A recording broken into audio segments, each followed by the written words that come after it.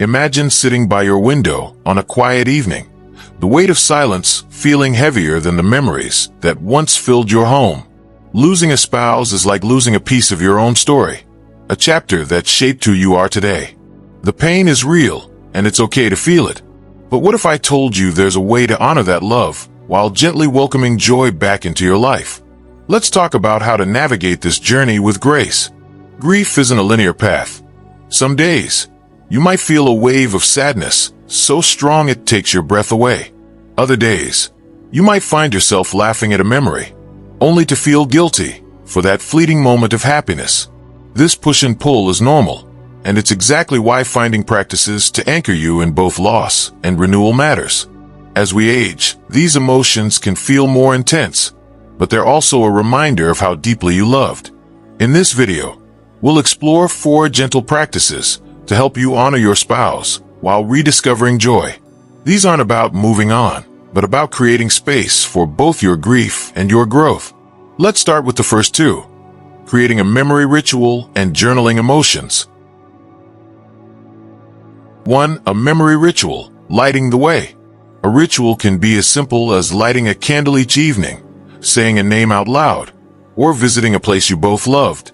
These small acts become anchors, reminding you that your love didn't end. It simply changed form.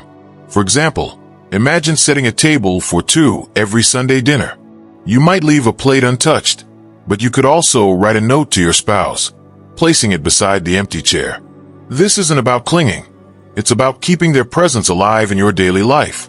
One viewer shared how she planted a rose bush in her garden, dedicating it to her husband. Each spring, she watches it bloom, feeling his warmth in the beauty of nature. Rituals like these don't erase pain. They transform it into something tangible. They remind you that love isn't lost. It's woven into the fabric of your days. 2. Journaling. Writing your way through emotions. Journaling might feel daunting at first, but it's a powerful tool to process feelings you might not know how to voice. Try prompts like, "What would I say to you today?" Or, "What memory made me smile this week?" Write without editing. Let the words flow.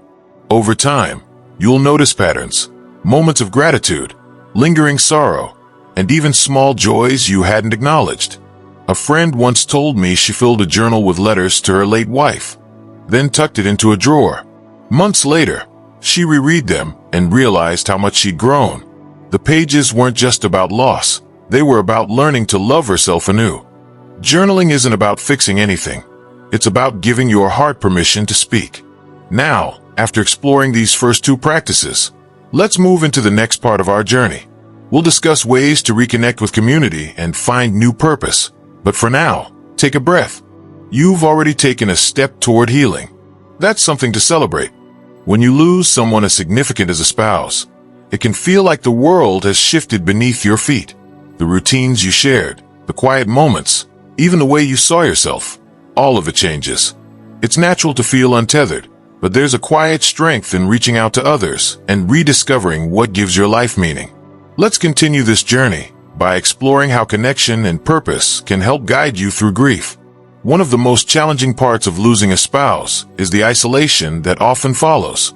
You might find yourself withdrawing from friends or family, not because you don't care, but because it feels easier to retreat into your own world.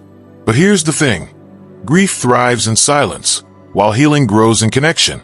Surrounding yourself with people who understand and support you can make all the difference. Start by leaning on your closest circle, whether that's family, lifelong friends, or even a neighbor who checks in on you. Sometimes, just having someone sit with you while you share a memory or cry can be incredibly healing. And don't worry if they don't always have the right words. Their presence is what matters most. If you're comfortable, let them know what you need, whether it's help with daily tasks or simply someone to listen without judgment. For many people, joining a support group can be a transformative experience. These groups are filled with individuals who've walked a similar path, and there's something profoundly comforting about being in a room where everyone just gets it. You don't have to explain your pain or feel like you're burdening anyone. Instead, you'll find a shared understanding that can lighten your load. One woman I know said her grief support group became her second family, helping her navigate not just her loss, but also her new life. If an in-person group feels intimidating, there are wonderful online communities where you can connect from the comfort of home. These spaces offer a chance to share your story, hear others' experiences, and even build friendships that remind you you're not alone in this journey. As connection begins to ease some of the loneliness, it's also important to think about how to rediscover purpose in your life. After years, sometimes decades, of being part of a partnership, it's natural to wonder who you are without that shared identity. But here's the truth. While grief changes us, it doesn't erase who we are at our core. In fact, this new chapter can be an opportunity to reconnect with parts of yourself that may have been set aside over the years. Think back to activities or passions that once brought you joy. Perhaps gardening, painting, or volunteering in your community. These aren't just hobbies. They're lifelines that can help anchor you in the present while honoring your past. One man I met found solace in woodworking after losing his wife. He started crafting small keepsake boxes for his grandchildren and discovered that creating something tangible helped him process his emotions in ways words couldn't. If picking up an old passion feels too daunting right now, consider exploring something entirely new. Many seniors find fulfillment in learning a skill they've always been curious about, whether it's playing an instrument, taking up photography, or even joining a book club. These pursuits aren't about filling time. They're about reminding yourself that life still holds possibilities worth exploring. Volunteering is another powerful way to find purpose while giving back to others. Whether it's mentoring young people, helping at a local food bank, or supporting causes close to your heart, volunteering allows you to step outside your grief and focus on making a difference. It also connects you with like-minded individuals who share your values and can become part of your support network. One particularly meaningful way to honor your spouse is by dedicating some of these activities to their memory. For example, if they loved animals, volunteering at an animal shelter could feel like carrying forward their compassion for living things. Or if they were passionate about education, perhaps donating books to a local library or tutoring students would be a fitting tribute. These acts don't just keep their legacy alive, they also help transform your grief into something constructive and life-affirming. As you begin reconnecting with people and activities that bring meaning into your days, remember to be patient with yourself. Healing isn't linear. There will be moments when sadness resurfaces unexpectedly, or when certain milestones feel particularly heavy. That's okay. It's all part of the process. What matters is giving yourself permission to take small steps forward while holding space for both joy and sorrow in your life. In our next part together, we'll explore how self-care and gratitude can further support this journey of healing and rediscovery. But for now, take a moment to reflect on what connections or passions might bring light into your days ahead. Grieving the loss of a spouse is one of life's most profound challenges. It's a journey that requires patience, compassion, and courage. While connecting with others and rediscovering purpose can help ease the pain, there's another essential piece to this puzzle: nurturing yourself.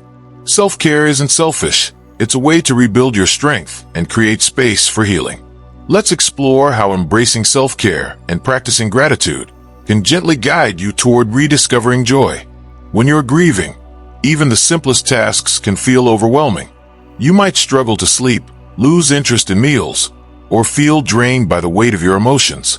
That's why starting small is key. Self-care doesn't have to mean overhauling your routine. It's about finding little ways to comfort yourself each day. Think of it as giving yourself permission to pause and breathe, even when the world feels heavy. Start by listening to your body. If you're tired, allow yourself to rest without guilt. If you're feeling tense, try stretching or taking a short walk outside. Nature has an incredible ability to soothe the soul. The fresh air and gentle movement can help you feel more grounded. Many people find solace in sitting in their garden or visiting a nearby park, letting the beauty of the outdoors remind them that life continues to unfold, even in moments of sorrow. Another powerful form of self-care is creating rituals that bring comfort and peace. For instance, consider setting aside time each evening for quiet reflection or meditation. Light a candle, sip a cup of tea, and let yourself simply be. These moments aren't about fixing anything. They're about honoring your emotions and giving yourself space to heal. Meditation can be particularly helpful during grief. Even just a few minutes of focused breathing can calm your mind and ease anxiety. Physical care is equally important. Grief often takes a toll on your body, so nourishing it with healthy food and gentle movement can make a big difference. Cooking meals that you enjoy, or even trying new recipes, can be surprisingly therapeutic. If cooking feels like too much effort, consider planning simple meals with friends or family. Sharing food is not only practical, but also a way to connect with others during this difficult time. Pampering yourself is another way to nurture your well-being. Treat yourself to small indulgences, a warm bath with soothing scents, a haircut or manicure, or even just wrapping up in a cozy blanket while listening to music. These acts of kindness toward yourself may seem minor, but they remind you that you deserve care and comfort. As you begin incorporating self-care into your days, practicing gratitude can further support your healing journey. Gratitude isn't about ignoring your pain. It's about finding moments of light within the darkness. Start small. Jot down one thing each day that brings you comfort or joy. It could be as simple as hearing birds outside your window or receiving a kind word from a friend. Over time, these small acknowledgments can shift your perspective, helping you notice the beauty that still exists around you. Some people find it helpful to keep a gratitude journal, a place where they can reflect on both their struggles and their blessings. Writing down these thoughts not only provides clarity, but also creates a record of resilience, a reminder that even in grief, there are moments worth cherishing. One viewer shared how she began each morning by saying out loud one thing she was grateful for, whether it was her health, her children, or even just the chance to see another sunrise. This simple practice helped her start each day with intention and hope, gradually easing her sadness over time. If gratitude feels difficult right now, and it often does in the early stages of grief, that's okay too. You don't have to force positivity. Instead, focus on recognizing small moments of peace when they arise naturally. Perhaps it's the warmth of sunlight streaming through your window or the comfort of holding onto an old keepsake from your spouse. These moments don't erase pain. They coexist with it, reminding you that joy and sorrow can share space in your heart. As you nurture yourself through self-care and gratitude, remember that healing is not about rushing forward. It's about taking gentle steps at your own pace. Some days will feel lighter than others. Some will feel impossibly heavy. But every small act of kindness toward yourself is a step toward rediscovering joy. In our final part together, we'll explore how embracing new traditions and celebrating life's small victories can help you continue this journey. But for now, take a moment for yourself. You've already come so far. Grief has a way of making even the smallest tasks feel monumental. Some days, just getting out of bed or making a cup of tea can feel like an accomplishment. And you know what? It is an accomplishment. When you're grieving, every small step forward is a victory worth celebrating. These moments may not seem like much at first, but they're the building blocks of healing and rediscovery. Let's talk about how celebrating small wins and creating new traditions can help you honor your spouse while embracing life's possibilities. When you're in the depths of grief, it's easy to overlook the progress you're making. But even tiny steps, like taking a short walk, cooking a meal, or calling a friend, are signs that you're moving forward, however slowly. Start by acknowledging these moments. Maybe you finally sorted through some old photos, or managed to sit through a movie without feeling overwhelmed. Take a moment to recognize these efforts. They're proof of your resilience. One woman I spoke with shared how she started keeping a small victories journal after her husband passed away.